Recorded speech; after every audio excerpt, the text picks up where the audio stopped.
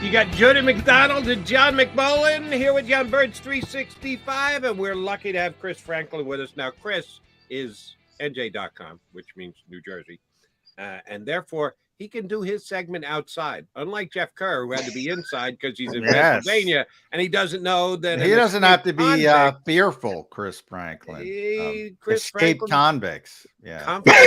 Confidence in the hood that he's living in, said, let me take my computer outside. I can do this outside. Give the guys a taste of the birds in my neighborhood, which I've done several times this year.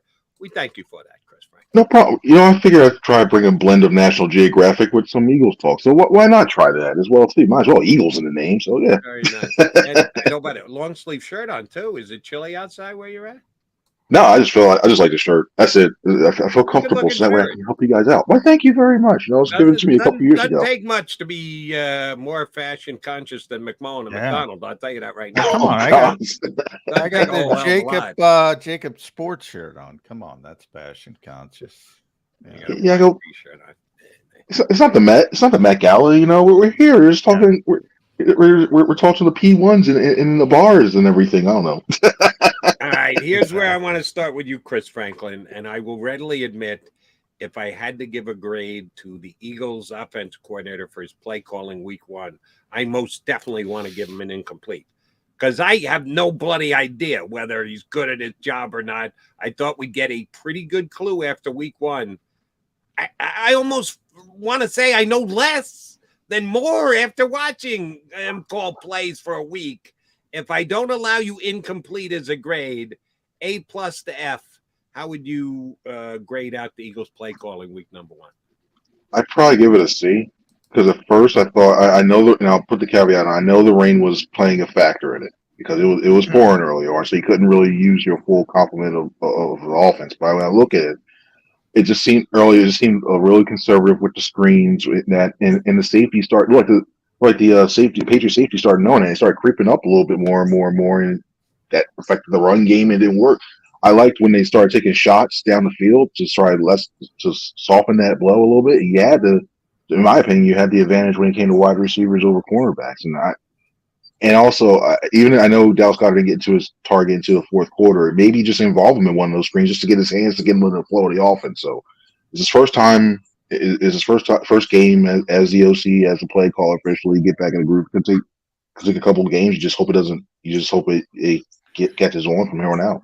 Yeah, I gave him a C-, Chris, so we're right in the same level. I'm a little bit tougher than you. Here's why. Because I can't stand this explanation of, and it wasn't Brian. We'll talk to Brian today, but Nick Sirianni.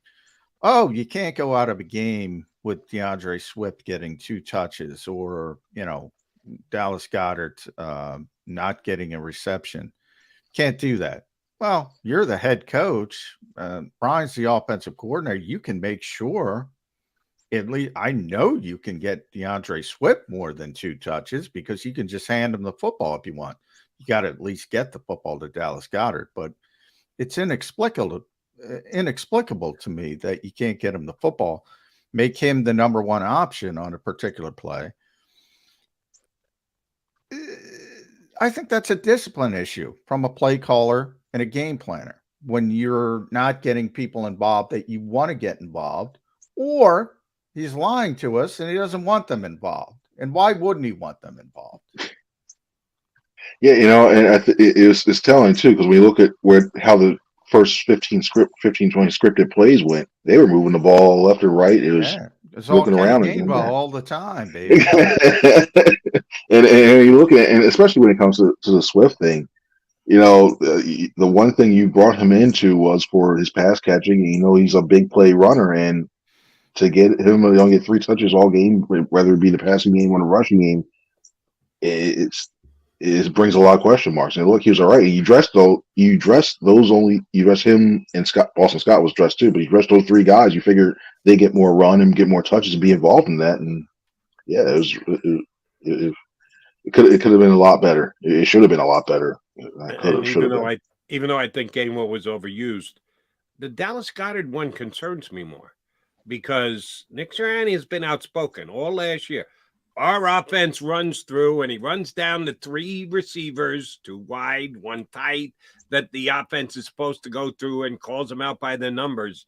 And all of a sudden, he's defending the fact that Goedert got 1 target in the 4th quarter by saying, hey, we weren't throwing it to bums outside. It's Smith and it's A.J. Brown. Come on. Hey, what do you mean you're questioning us? We threw it to Pro Bowl level players. Yes, but well, then why didn't you just throw it to those Pro Bowl players last year? Last year, you made sure Dallas Goedert was a key part of your offense. What changed other than, yeah, I'm questioning the play caller? I think it was a little bit of both. It was a perfect storm. If you're not one that you want to be if you're a Dallas Goedert. I thought there were opportunities. I thought they could have gotten the ball, and Hurts just missed them when he was breaking open down the field. I mean, there was one of them, I believe, this the 3rd quarter where he had his hand up and nobody was around him, and then he gets the thing. You saw a couple guys patting him on the back, I think, because they know like he was there, and they were just trying to basically just say, "Hey, keep stay in there. You might get your moment pretty soon." And you also look at like they didn't get him basically in there in more designed ways to his run. To me, this game's more reminiscent of that Detroit game last year where you saw Smith like beating the guy who was the odd man out. So I think you're going to see games like this, but I think it's more concerning that if you can't consistently get him involved, you should one of these all 3 of these guys involved, Smith, Brown, and Goedert.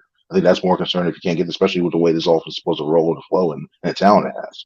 Yeah. The running back room, Jody and I have been talking about that a lot this morning. And Jody asked me where they ranked. PFF had 54 backs ranked. Kenny was 36th. DeAndre was 48. If I said running back room, Philadelphia Eagles running back room, Chris Franklin, great, good, average, bad. There's your scale. I still think it's good. It's a matter of utilizing them. Especially with the way I think I look at what they each bring a certain skill. And I think that each skill that they bring gives you a chance to attack depending on the defense. I think when you look at Gainwell, I think he's your. I think if anything, yeah, they're a good thing. I don't think he have a bona fide number 1. Especially when you look at Gainwell, you see what he can bring in the outside running game. You see what he can bring in the receiving game. We've seen it before, and he can break one. That's good. I look at Swift. I look at him as it's like he's a boomer bust guy. He's going to be one like he could get 3 yards. All of a sudden, he cuts back and gets like a 20-yard run as well too. I look at guys who change of pace, go north south guy. Penny, that was the one that surprised me. I thought he addressed it. I thought he addressed all 4. And I thought he could be your battery, especially in a game like that where it was raining, where the conditions weren't right, and you can basically wear them down as the game went on. Because the first game of the season, and everybody's not in the best shape they should be.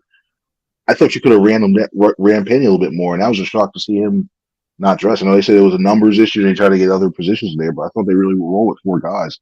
So overall, when you look at what each guy brings to that thing, I think it's still a good room. I just want to see them utilize more their strengths.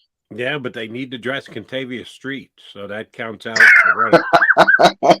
And Patrick Johnson and Derek Barnett. I'm like, how can I believe they dress 77 defensive front people? I haven't done it. The Street one, I know he can play defensive tackle, defensive end, and especially odd man front, what have you. But that was the one that was like, okay, like you still.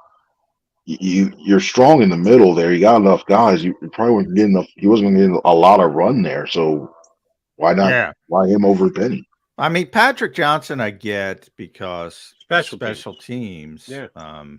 Derek Barnett, we know the Eagles like him more than everybody else. So yeah, Street's the guy, but they don't like dressing 4 backs. And if they're not dressing 4 backs, Penny's got to be the one that sits. Yeah. Unless you make him the kick returner over Boston. I don't like the room, Chris. I'm like the only one. I feel like it's not bad. I'm not going on that scale. I'm saying it's average. It's very pedestrian to me, the room as a whole. That's a good way to describe it. They're a pedestrian group of running backs.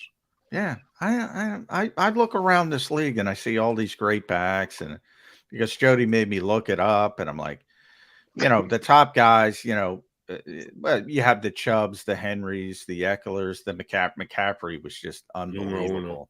But even, boy, Bijan got the worst pass protection grade I've ever seen in my life, and he's still top 13 because of how good he was and everything else. The Saquons of the world, Ramondre Stevenson didn't even have a good game, but you could see he's a good back. There's so many good running backs in this league. Did Breece Hall even make the ranking? Or they don't have that up yet, but he certainly will. Oh, he's going to be up there. Yeah. It's going to push everybody down at least one because he was phenomenal last night. Yeah, I mean, I think it's very average, the running back room. And if here's how I described it, so I'll throw that at you, Chris. If they didn't have Jalen Hurts, if they didn't have the great offensive line, and they were playing with a rookie quarterback or an average quarterback, I think you would say this is a bad offense. This is a bad running back room. I think they're elevated by the quarterback and the offensive line. I mean, Jalen Hurts does help because especially if you're going to do those zone reads, it keeps one, maybe two defenders off of them. So it does. I won't discount that at all. That's that one too. I think especially when you see that, as long as the group as a whole gets the one as a main running back, and they can do that while not losing a lot of money for forcing position and trying to pay more towards a good wide receiver. And by the way, it tracks, right? Because they spent $125 on it, on the room. Yeah. It should be great. I think as long as you predict the production out of one top 3, top 4 back, and you get that during a game, I think that's for what else you have on the outside. I can live with that. That's for me. I can live with that because then that you can get the good passing game. If you utilize it and you can execute it that way. Like this past week, I think you can live with the running back room because I think you got those guys who can that. Basically, so it feels like you say, okay, we're going to see who runs very well, and then after that, all right, cool, you're our guy, and then we're going to give you a bunch of carries, which is going to be it's a crapshoot. It's a crapshoot when you do that. But. All right, Chris, I said this right at the top of the show today. I'm kind of unnerved by the situation that the Eagles are in. They didn't play great week 1. And I think a big problem was they weren't quite ready for week 1. And that's their way of handling things in the preseason. And now you got a short week on top of it when you want to be able to go back to work. All right, we got to work some things out. They can't even because they got a short week. But so do the Vikings. And the Vikings got a quarterback who seems to not be able to win when the lights are down and the lights are up and the sun is down. And, oh, by the way, they lost to a bad Buccaneer team. I'm sorry. If the Bucs win 9 games this year with Baker Mayfield, I'll eat as much crow as anybody will give me. I think they're a bad football team, and the Eagles will be lucky to get them next week.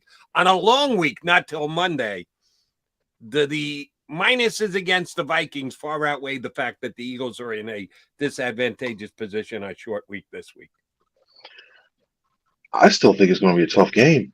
I look at it. I don't think it's – I look at you got the revenge from last year. I know they got thoroughly dominated in prime time. I mean, trust me, getting Kirk Cousins on a prime time, yeah, I think that helps. That's a big plus when that one has struggles.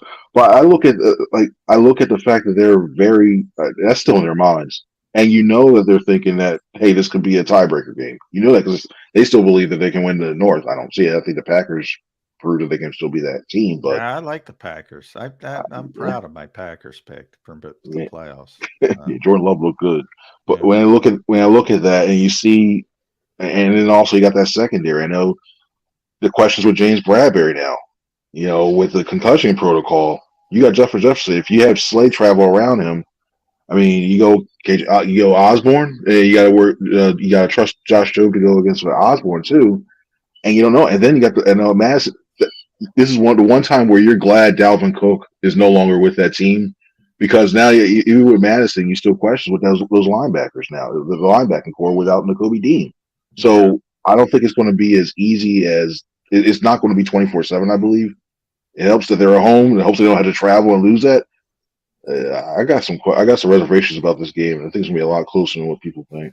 Interior offensive line, Chris. They can't block anybody, and they got to block Jalen Carter. I don't know how they even attempt to block Jalen Carter after what you guys saw. I did not make it to Boxborough, unfortunately, but boy, he was impressive. I think if there's one guy on Sunday that you said played at an all-pro level, and there are guys who played well.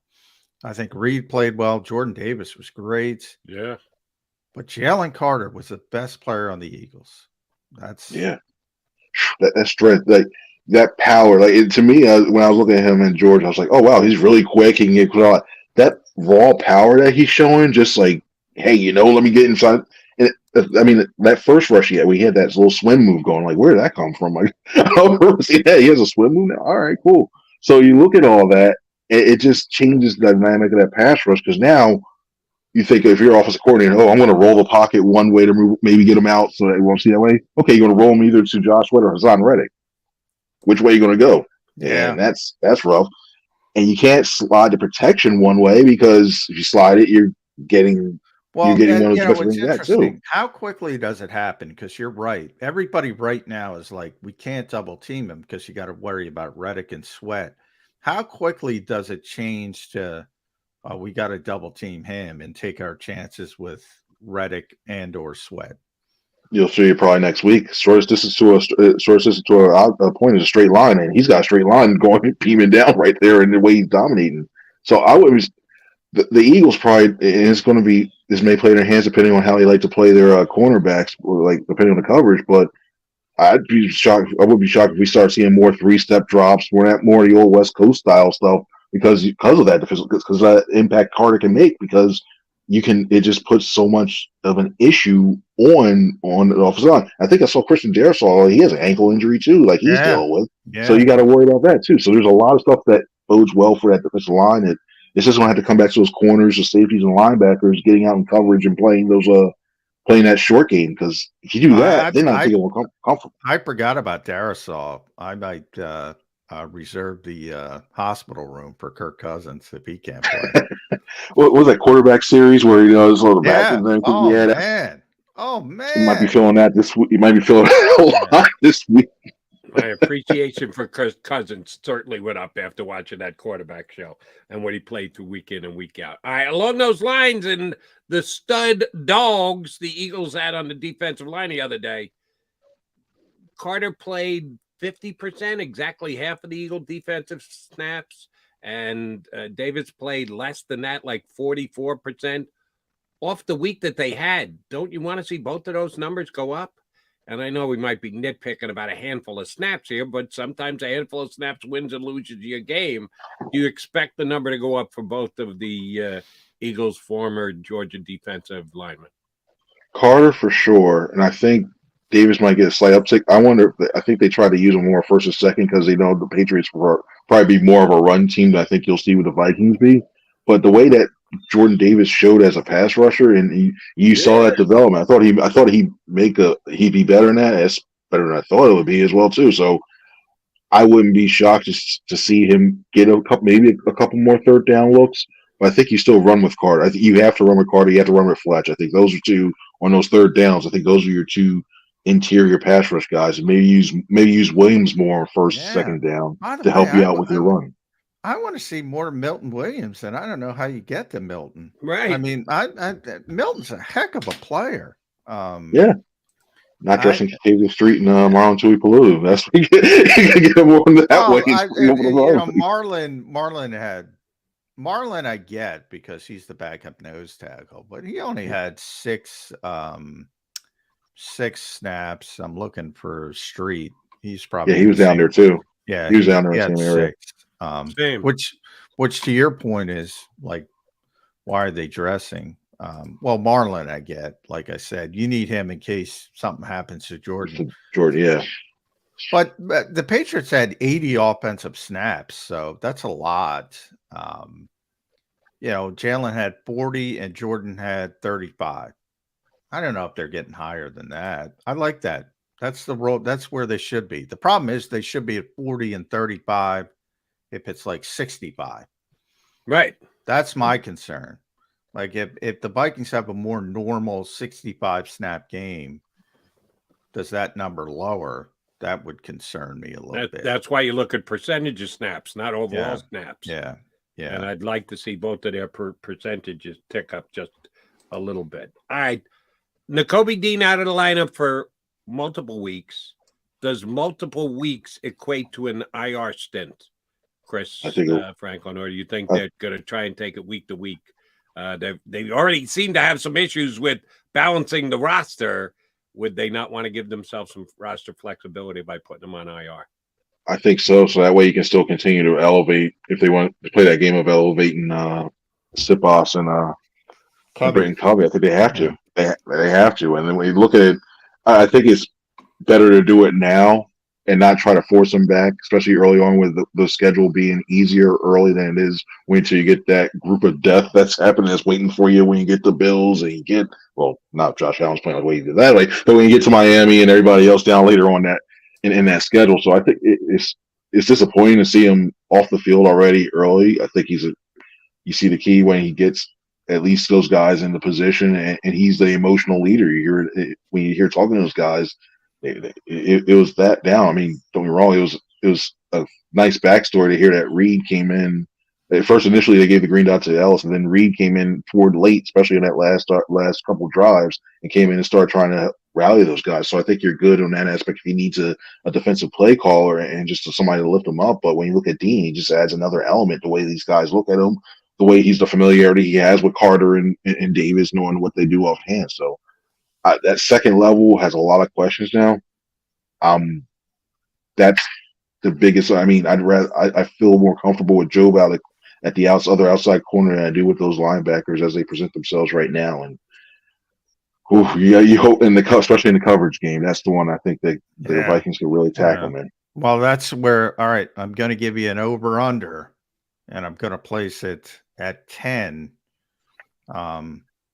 T.J. Hawkinson. Over under 10 receptions. You mentioned the 3-step drops. I think the Vikings are going to be very cognizant of telling Kirk Cousins football's got to come out, buddy. Mm-hmm. And TJ Hawkinson's good. And their linebackers are not good. And Reed's banged up. Justin Evans was kind of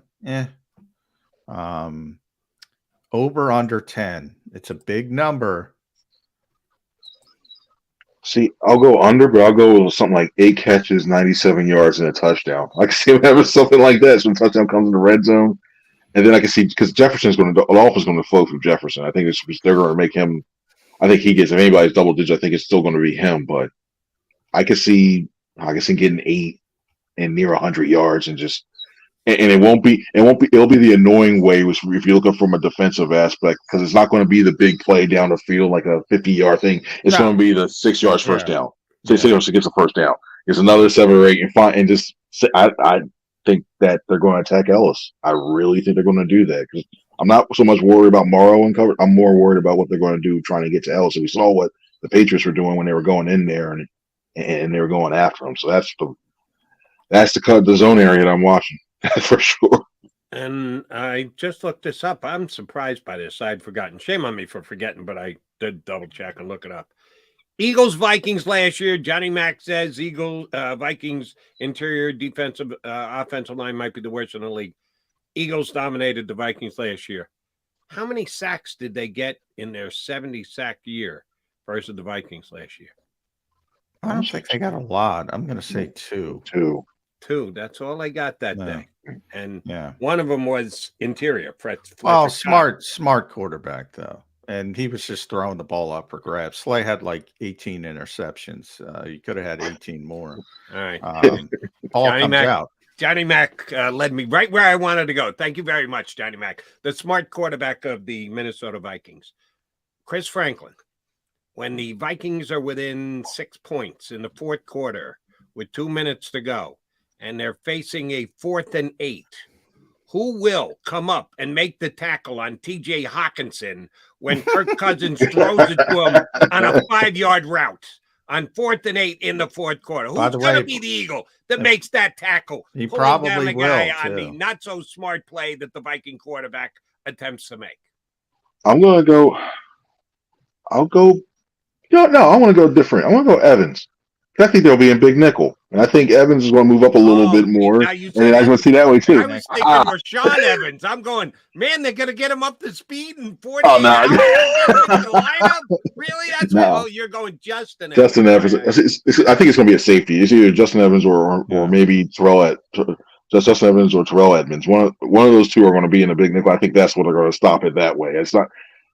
I think the only linebacker you may have on the field is Cunningham at that point, and just say, you know what, you roll with it, and you just say, guys, just make a tackle in this. You never know. He might throw it up to Jefferson. He threw it up to Jefferson in the Buffalo game. Right. That he was didn't the do it right in the play. playoff game. Yeah. Yeah. And Justin, Darius Slay shut down Justin Jefferson last year.